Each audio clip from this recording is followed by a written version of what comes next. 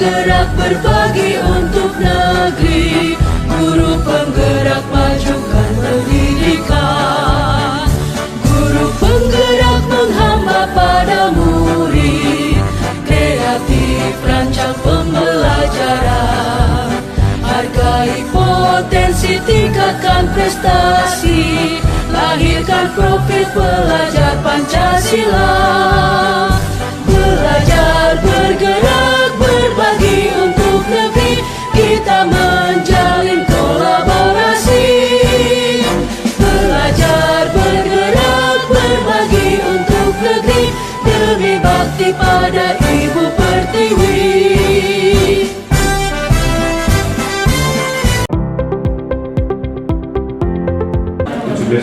Assalamualaikum warahmatullahi wabarakatuh. Waalaikumsalam warahmatullahi wabarakatuh. Sebelumnya saya mengucapkan banyak terima kasih kepada Bapak Ibu Guru yang sudah meluangkan waktunya memenuhi undangan saya pada kegiatan diseminasi modul 1.4 ya.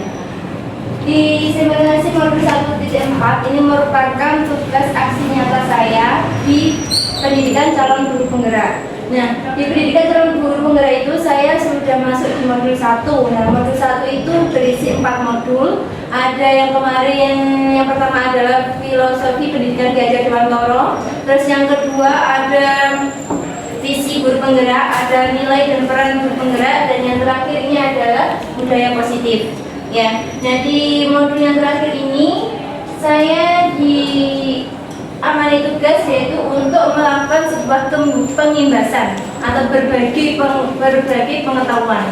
Ya, nah sebelumnya saya di sini berada di depan ini bukan menjadi orang yang pintar, enggak ya, Bu ya. Jadi saya di sini lebih duluan mendapatkan ilmu, dan mari kita belajar bersama-sama untuk menerapkan budaya positif di sekolah kita agar nanti murid-murid kita menjadi anak yang lebih mandiri dan bertanggung jawab seperti itu. Oke, sebelum kita mulai, kita baca bismillah terlebih dahulu ya, agar apa yang kita lakukan hari ini bermanfaat untuk kita semua. Bismillah. Oke, kita lanjut ya, Bu ya. Untuk yang pertama, di sini saya akan memaparkan yaitu tujuan pendidikan menurut Ki Hajar Dewantara.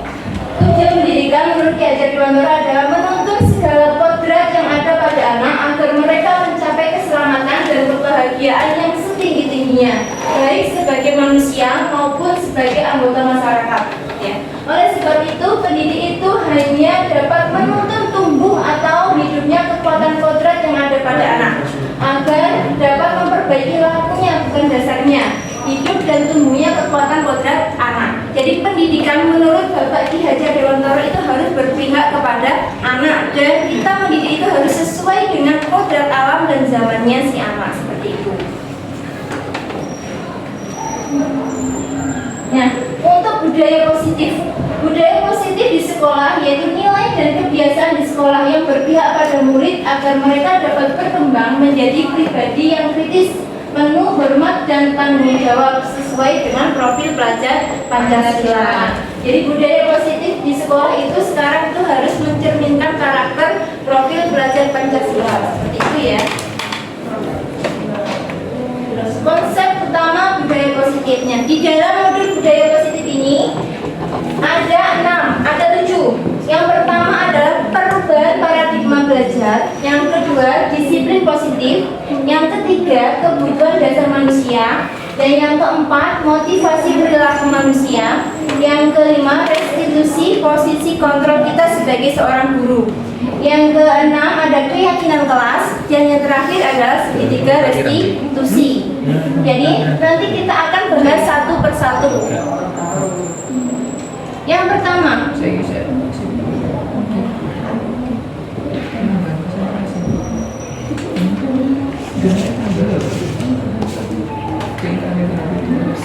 perubahan paradigma belajar. Di dalam perubahan paradigma belajar ini, dalam membangun budaya positif sekolah dapat menyediakan lingkungan yang positif, aman, dan nyaman agar siswa mampu berpikir, bertindak, dan menciptakan dengan merdeka, mandiri, dan bertanggung jawab. Jadi, disiplin sangat berkaitan dengan kontrol seorang guru terhadap siswa. Ya, perubahan paradigma belajar ini kita sebagai seorang guru harus mampu menciptakan kondisi sekolah, kondisi kelas yang nyaman dan aman, sehingga agar anak itu lebih betah, nyaman, seperti itu ya Bu ya. Oke. Itu adalah paradigma belajar. Oke. Terus di sini perubahan paradigma teori kontrol menurut Dr. William Glasser. Di sini ada ilusi guru itu mengontrol murid ya. Jadi guru itu bertugas untuk mengontrol murid seperti itu. Ilusi bahwa semua penguatan positif, efektif dan bermanfaat. Yang ketiga ada ilusi bahwa kritik dan membuat orang merasa bersalah dapat menguatkan karakter. Terus yang terakhir ada ilusi bahwa orang dewasa memiliki hak untuk memaksa. Itu menurut Dr. William Glasser. Terus disiplin positif ya. Apa sih kalau kita ada kaitan tentang disiplin positif menurut jenengan itu apa? Ada yang tahu disiplin positif seperti apa sih kalau di kelas itu? Disiplin positif.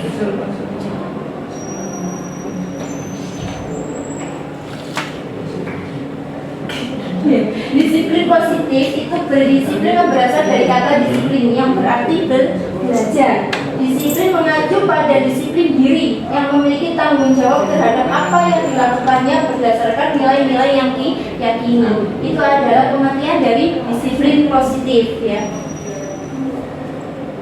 Nah, ini disiplin positif merupakan salah satu cara penyerapan disiplin yang bertujuan untuk menumbuhkan karakter siswa serta memberdayakan peserta didik tanpa imbalan atau penghargaan gitu, ancaman atau hukuman. Kita biasanya kalau di kelas itu kalau nyuruh siswa, itu misal, nah maju nanti kalau bisa bu guru kasih sesuatu, mesti kan seperti itu kan kita kalau menerapkan. Nah padahal pemberian imbalan atau penghargaan itu tidak baik untuk diterapkan di peserta didik karena itu akan menjadi sebuah ketergantungan ya.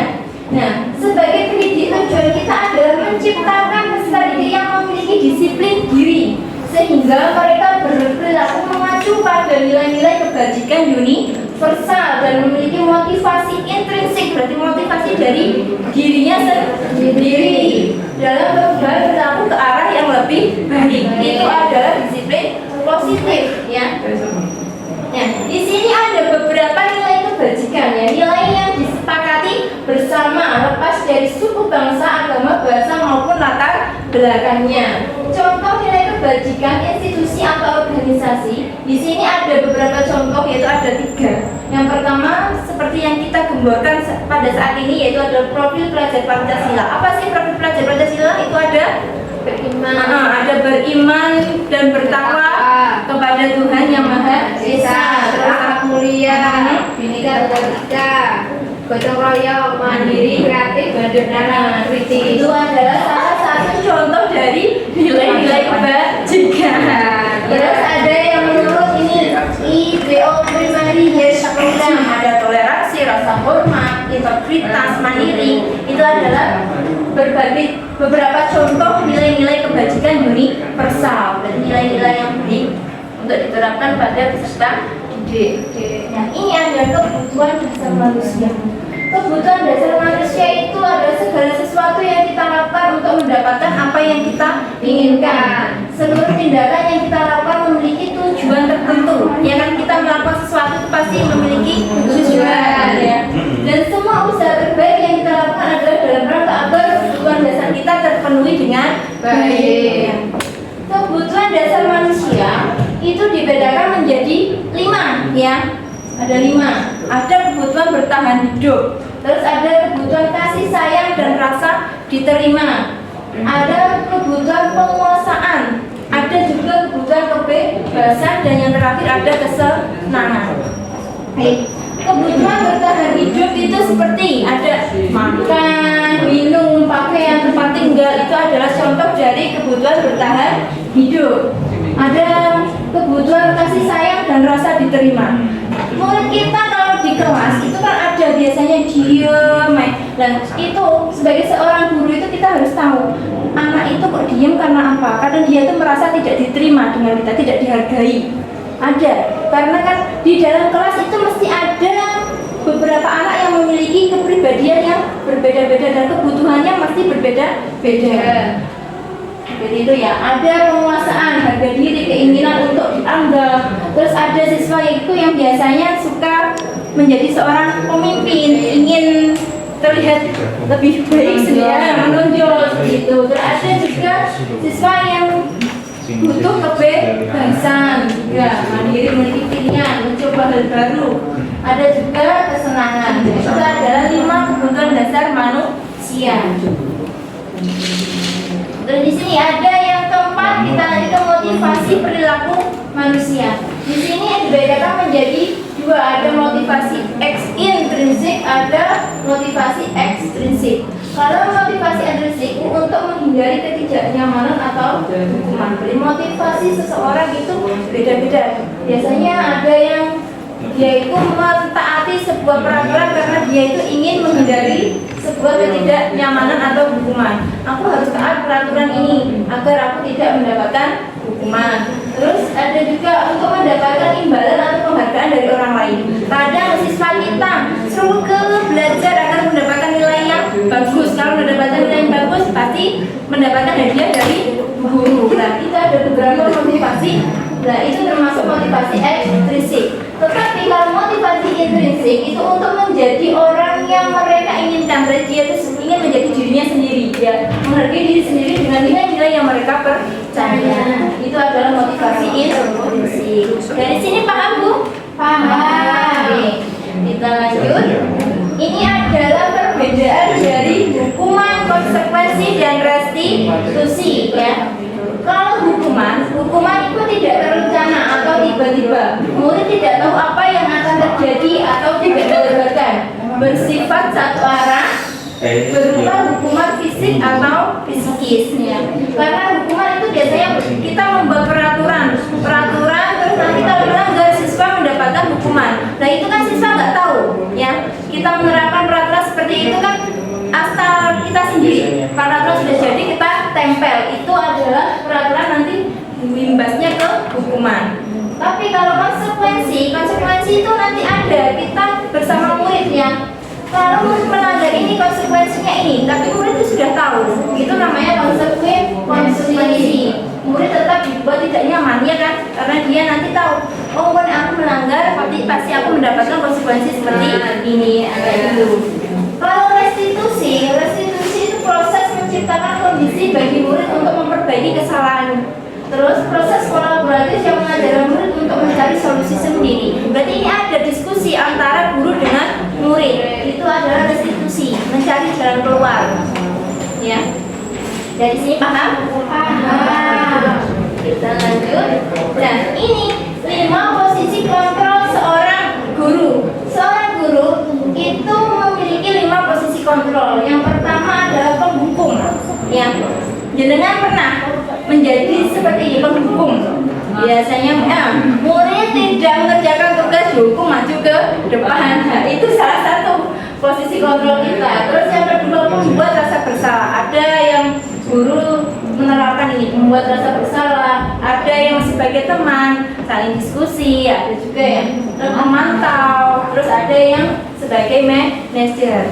Tetapi di 5 posisi kontrol ini seharusnya guru yang seharusnya itu dia harus sebagai manajer, ya, memanage, bisa berkolaborasi dengan anaknya seperti itu. Nah, kita kupas satu per satu. Nah ini contoh penerapan 5 posisi kontrol guru dengan kasus siswa tidak memakai atribut lengkap saat upacara bendera.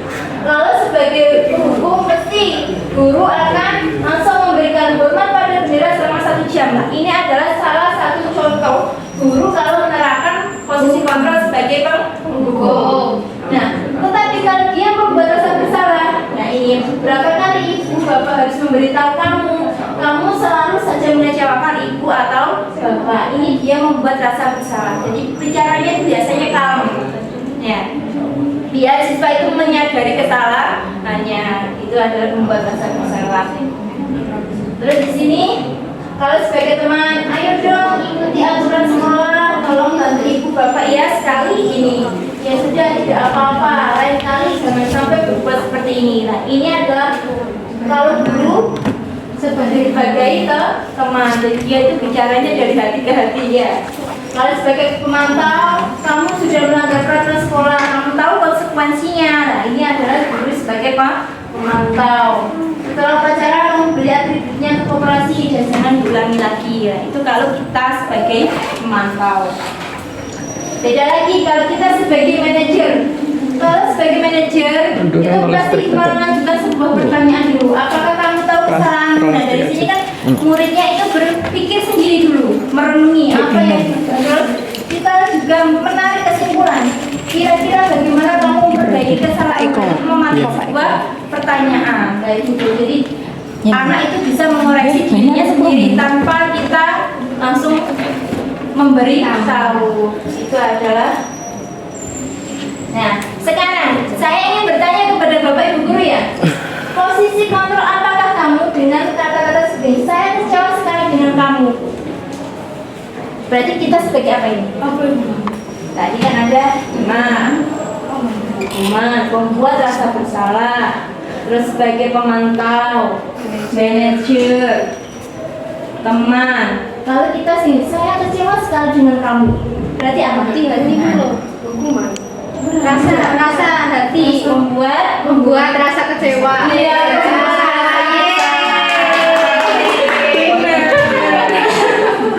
Terus kali ini apa rencanamu untuk manajer? Oh, manajer. Apa rencanamu untuk menyelesaikan? Iya, sebagai manajer. Oke. Terus kali ini, ayolah lakukan. Ya, sebagai teman. Kali ini, kelihatan. Ya. Tidak mengerjakan. Nah, sebagai pemantau. Ya. Berarti sudah tahu ya posisinya sendiri-sendiri bagaimana ya? Iya, Bu Guru. Terus ini, mengapa kita kok sekarang harus keyakinan kelas? Mengapa bukan peraturan kelas? Kenapa? Kenapa kok sekarang kita harus membuat keyakinan kelas bukan peraturan? Mungkin Bu Iza bisa menjawab, Bu. Ribut Bu Iza. Peraturan. Kalau peraturan kan kita sendiri yang membuat ya. Sedangkan sekarang kan pembelajaran kita itu pembelajaran berpihak kepada siswa. Jadi kita harus menerapkan sebuah keyakinan kelas agar tercipta sebuah kesepakatan. Kesepakatan otomatis kan kita langsung berunding dengan siswa. Jadi siswa boleh mengajukan apa keyakinan kelas yang harus disepakati. Jadi nanti kalau kita melanggar apa konsekuensinya. Jadi kita langsung berkolaborasi dengan siswa kayak gitu. Ya. Makanya sekarang di setiap kelas itu guru harus membuat kesepakatan dengan siswanya. Ini pembentukan keyakinan kelas itu bersifat abstrak ya, berupa pernyataan universal, terus dibuat dalam pernyataan yang positif, terus sedikit saja agar mudah diingat. Berarti sebuah keyakinan kelas itu nggak perlu banyak-banyak ya, sedikit tetapi berbobot seperti itu ya. Terus sesuai dengan kondisi kelas, jadi nggak usah muluk. Yang penting sesuai dengan kondisi kelas dan si sekolah sehingga mudah diterapkan. Jadi kita sesuai dengan kelas kita apa, sekolah kita apa gitu aja. Jadi nggak usah dibuat yang terlalu berlebihan. Semua warga sekolah atau warga kelas dilibatkan saat membuat keyakinan kelas. Ini nanti saya akan berencana dengan wali kelas kelas 11 untuk membuat sebuah keyakinan kelas, karena saya kan ngajarnya di kelas 11. Tetapi di sini saya juga ingin semua Bapak Ibu guru juga membuat seperti itu. Jadi ada keyakinan antara siswa dengan guru agar pembelajaran kita ini kan tujuannya untuk agar tercipta anak yang mandiri ya, murid kita mandiri terus juga bertanggung jawab dengan apa yang sudah disepakati. Nah, ini tadi segitiga restitusi. Ini cara seorang guru untuk menyelesaikan permasalahan dengan murid. Jadi kita tidak tidak menghakimi murid, tetapi kita ajak dia berdiskusi. Ini ada 3 tahapan. Yang pertama adalah menstabilkan identitas terlebih dahulu, terus kita melakukan validasi tindakan yang salah. Terus yang terakhir kita menanyakan sebuah keyakinan yang sudah kita sepakati. Ya, jadi kita nggak boleh mengecas murid itu bersalah enggak, tetapi kita gali dulu permasalahannya. Terus kenapa dia kok melakukan sebuah itu, pasti ada alasan, ya. Jadi kita cari tahu terlebih dahulu sebelum kita mengambil keputusan, ya, mengambil tindakan. Ya, karena segitiga restitusi adalah suatu proses dialog yang dijalankan oleh guru agar dapat menghasilkan murid yang mandiri dan bertanggung jawab. Itu adalah segitiga restitusi. Nah, ini menstabilkan identitas berdasarkan prinsip membuat kesalahan adalah bagian dari proses pembelajaran. Nah, dari kesalahan itu seorang siswa bisa mengambil pembelajaran seperti itu. Nah, kita bisa melakukan berbuat ini kata-kata pemantik dalam agar siswa kita tahu untuk menghindari tindakan yang salah itu. Jadi kita bisa menggunakan kata-kata ini. Bisa berbuat salah itu wajar, kasih tahu seperti itu. Ya, siswa itu nggak takut. Biasanya siswa kalau melanggar itu mesti takut ke Bu. Kita panggil aja harus diinglui gitu kan ya. Iya. Dan untuk mencairkan menstabilkan identitas kita pakai kata-kata seperti ini ya.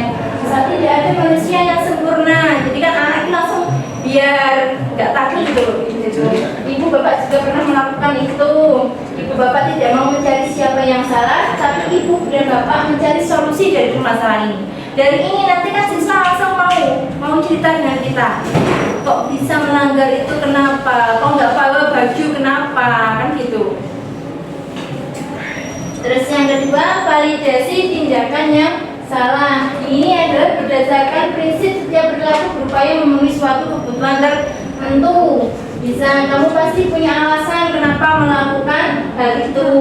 Terus padahal kamu bisa melakukannya lebih buruk dari ini. Nah, itu adalah memancing kata-kata apa? Pertanyaan-pertanyaan pemancing agar siswa bisa terbuka dengan kita. Terus yang terakhir kita tanyakan keyakinan kelas. Jadi apa keyakinan kelas kita? Nah, kita kan bisa main gitu. Nanti dari situ siswa bisa tahu gambaran apa menjadi orang seperti apa dan nilai-nilai apa yang telah disepakati bersama. Jadi siswa bisa mencari solusinya sendiri dengan kita melakukan diskusi. Terus jadi paham ya Bi ya? Paham. Oke.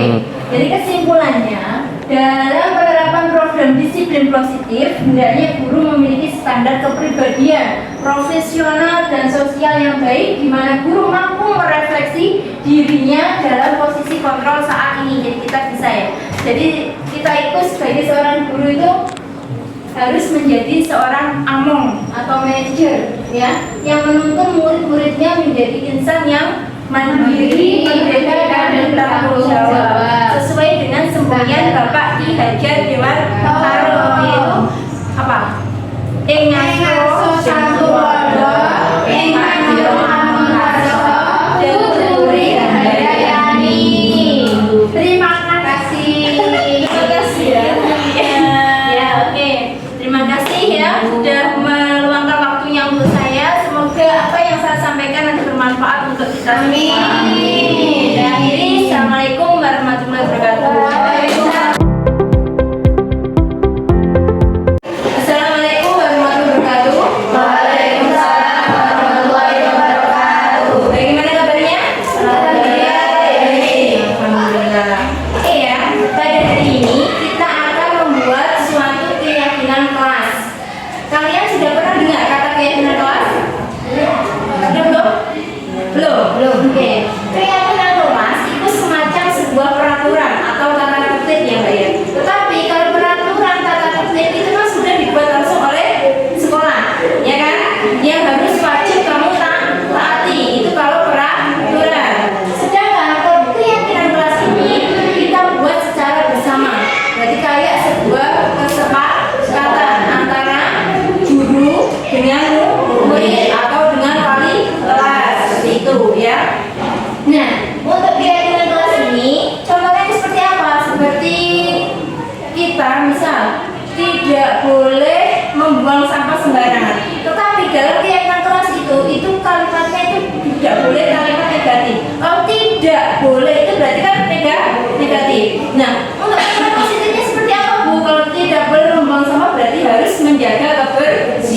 seperti itu. Berarti keyakinan kelas yang pertama misal menjaga kebersihan. Berarti semua siswa atau semua siswa, baik itu siswa atau guru, kita harus menyepakati kalau kita tidak boleh membuang sampah sembarangan, otomatis harus menjaga kebersihan. Buang sampahnya di mana? Terus, Bu, apa lagi? Misal datang tepat waktu, berarti sampean setiap kalau kita KBM-nya guru jam 10 ya jam 10 sudah harus di sini ya, atau dikasih konsekuensi 15 menit sebelum jam 10:15 paling lambat itu harus sudah ada di tempat seperti itu. Paham? Sudah paham ya? Ya, jadi nanti kalian menuliskan 1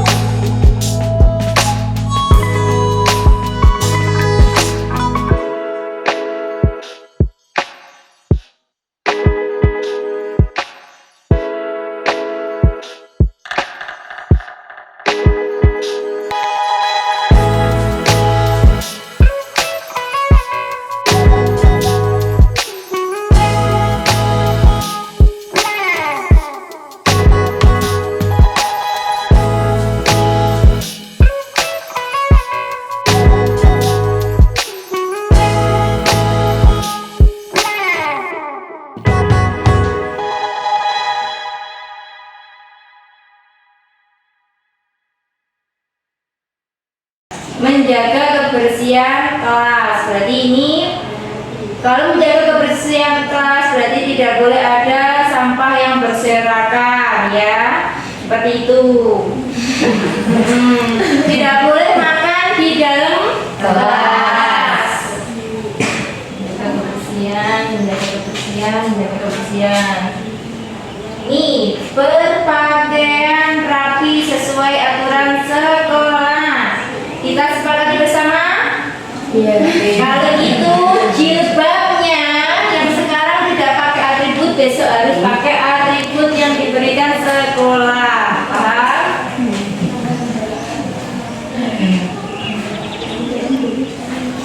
Terus ini yang terakhir, mengerjakan tugas tepat waktu. Berarti tidak boleh mengerjakan tugas di kelas. Kalau ada PR harus diselesaikan di rumah. Paham? Oke.